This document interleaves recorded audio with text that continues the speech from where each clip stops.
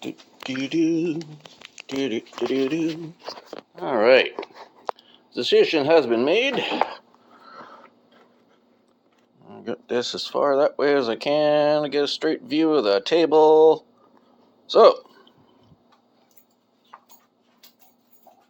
let's open envelope number 1. Make us a kilt out of that.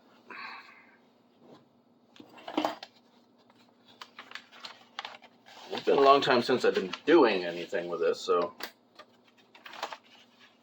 find out what's actually in the pattern piece. The one plate that is not square, which is fine. This is the only plate on the kilt that does not have to be just a measured squared shape. Measurements for all the other pieces. And that's a layout of what they look like after the fact. Can't really see that well, but that's fine. It just shows the curve of the kilt. So this is the back of the kilt. That's the center back. That's the curve, which goes below the main band of it. And the measurements up here are to mark the total waist measurement. It goes from 28 to 50. Well, yeah, 28 to 50. So, what would what are the other pieces I need?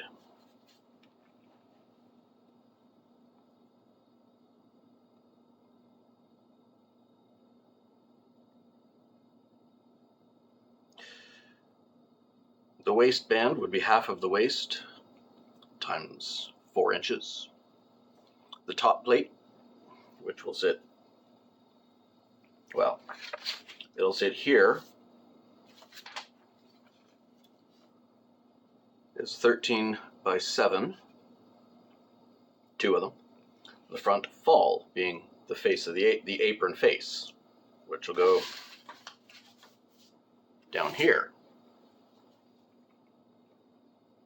That'll be 13 by 19, 2 of them.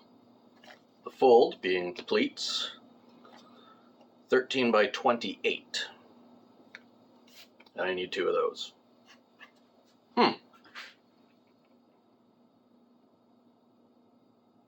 So there we go.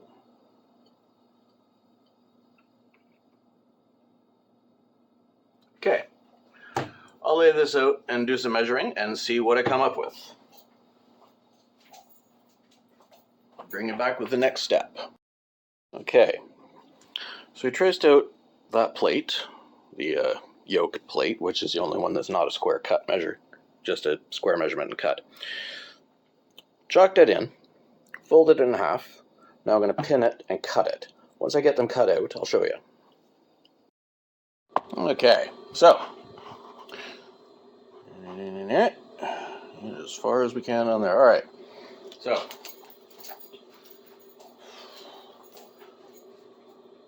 after this cutting board, put this cutting board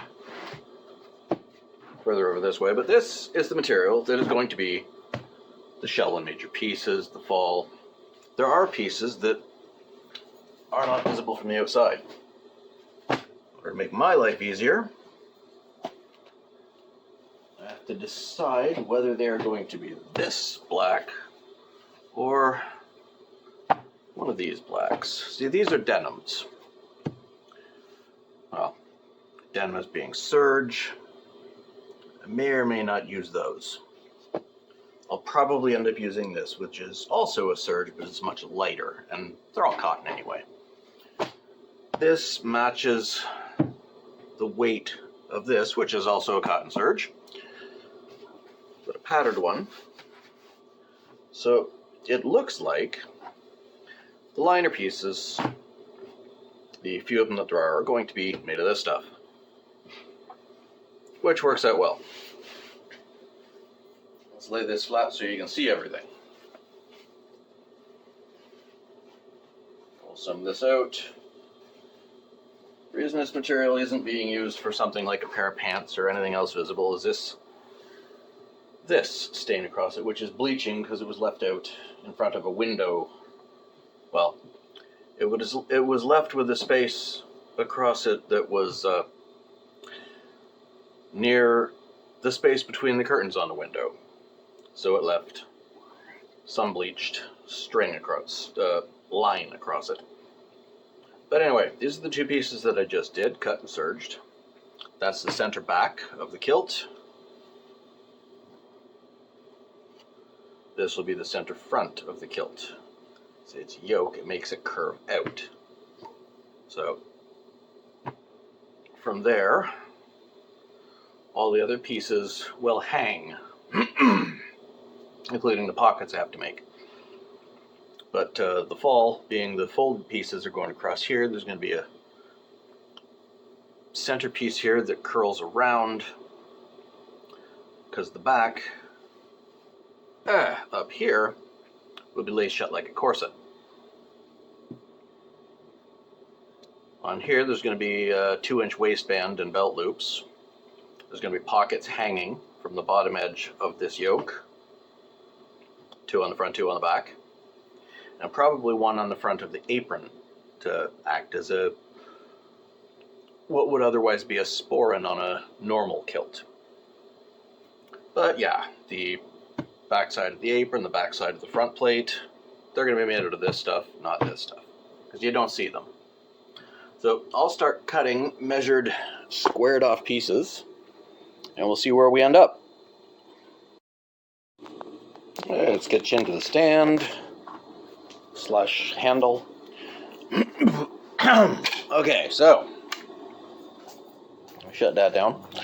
We have several pieces cut and laid out right now. As you can see, we're still missing the fall with the pleating, and we're missing the waistband at the top and the pockets, but the main structure of what is going to be built is layered out here and laid out the way it's going to be. So we'll take it apart and then put it back together the other way so you can see the back of this is the front. That's the top plate and the apron. So there is the face of the top plate, the lining of the top plate, face of the apron, the lining of the apron, the waistband, the yoke, sorry, and the fold. And this is the piece that folds in where the lacing is going to be and will hang open on the back of the kilt. So we'll put that together the other way around so you can see it better. So we'll start with do this, and then I'll show you once it's put together. This is the face of the apron, the liner of the apron, the face of the top plate, the liner of the top plate, the waistband,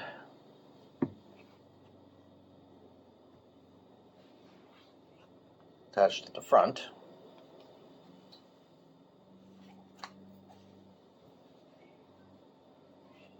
the fold, which is there, which will be folding open because it's attached to the falls at the bottom of the back, the back of the waistband, which connects to the fold. So you can see all the mechanical aspects of everything now, hopefully. So that's what that's going to look like. You can see how it opens up, how it will open and close across the back when it's worn. And the pleating's all going down here and here, and the pockets will be attached along the bottom edge. Bag pockets hanging, attached to the bottom edge of the yoke. Next up, we'll be making, well, cutting the pieces and serging them for the pleats, and they're going to be huge. The measurements I have, okay, needs to be for the fall.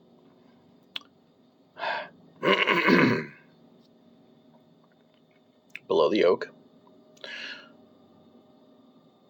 3 times the yoke bottom by 19 inches. So half of it twice, one for either side. So one for this side, one for this side. After I cut that and serge it, run a machine there, I have to pleat the whole thing. That is going to be tedious. So once I get it cut, I'll set it up and show you how I pleat it. That's for next time. Talk to you later.